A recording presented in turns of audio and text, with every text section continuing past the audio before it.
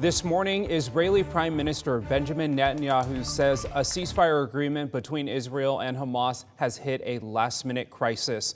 According to Israeli officials, the two sides are still working on confirming the list of Palestinian prisoners to be released. The three-phase plan is supposed to start Sunday.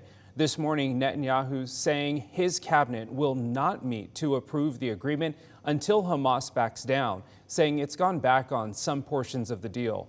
Phase 1 of the plan would involve Hamas gradually releasing the first of 33 hostages over 6 weeks.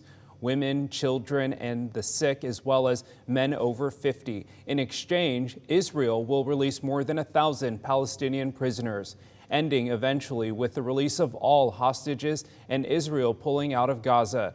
The deal is to be carried out by the incoming Trump administration, prompting this question from a reporter yesterday. Thank you. Folks, credit for this, Mr. President, you or Trump? Is that a joke? A permanent end to the war and the release of all of the remaining hostages still need to be negotiated.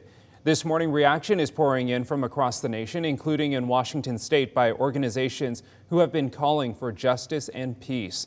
Many advocates are saying they are cautiously optimistic about the deal, saying a ceasefire is right for the moment, but there is still work to do as the humanitarian crisis in Gaza continues. I think that's at the core of what we've been fighting for, is to allow Palestinians to live full lives. They deserve it. They're no less human than any of the rest of us. With the release of hostages held by Hamas, Israel must also free dozens of Palestinians in Israeli jails. Stand With Us, an international nonprofit Israeli education organization, points out there are mixed emotions right now. Obviously, tremendous relief about bringing a sense of closure to a very, very difficult ordeal, but still your heart is torn in two by the sacrifices that have had to be made in order to get simply these innocent people back into the homes that they belong in. President-elect Trump is crediting his transition team for getting the ceasefire agreement over the line with his inauguration day only days away now. Next Monday, all the living former presidents will be in attendance.